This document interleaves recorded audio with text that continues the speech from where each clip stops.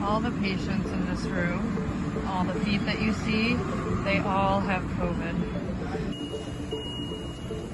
The frustrating thing about all of this is it really just feels like it's too little too late. Like we knew it was coming.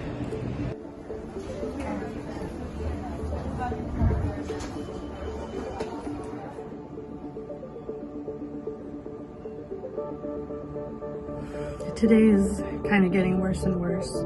We had to get a refrigerated truck to store the bodies of patients who are dying.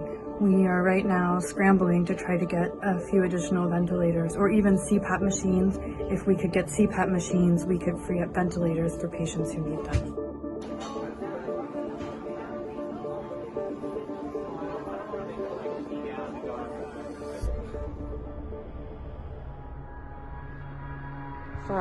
Five ventilators. Oh my God.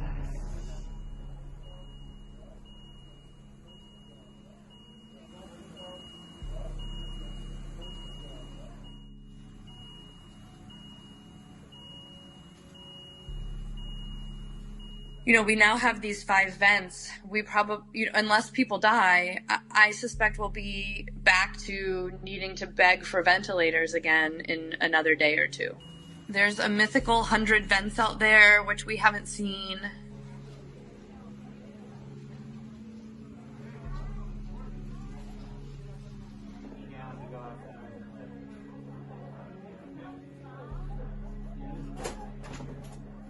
Leaders in various offices, from the president to the head of health and hospitals, saying things like, we're going to be fine, everything's fine. And from our perspective, everything is not fine. I don't have the support that I need and even just the materials that I need physically to take care of my patients. And it's America, and we're supposed to be a first world country. On a regular day, my emergency department's volume is pretty high. It's about 200 people a day. Now we're seeing 400 or more people a day. At first, we were trying to isolate patients with cough and fever and be more careful around them, but we weren't necessarily being extra careful around all the other patients. And then we started to realize that patients who were coming in with no fever but abdominal pain actually had findings on their x-rays and chest CTs that were consistent with this coronavirus, COVID-19.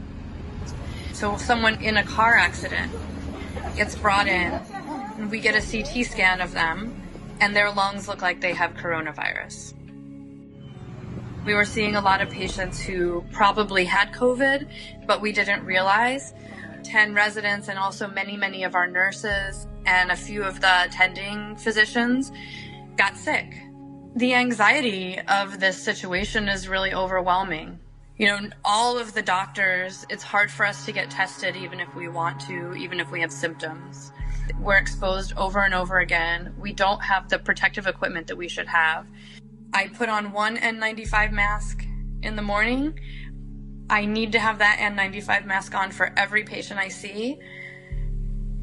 I don't take it off all day. The N95 mask I wore today is also the N95 mask I wore on Friday. We're always worried that we'll be out of N95 masks.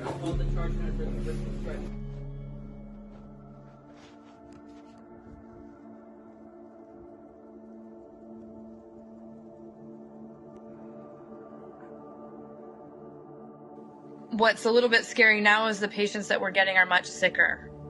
Many of the young people who are getting sick don't smoke. They're healthy. They have no comorbidities. They're just young, regular people between the ages of 30 and 50 who you would not expect to get this sick.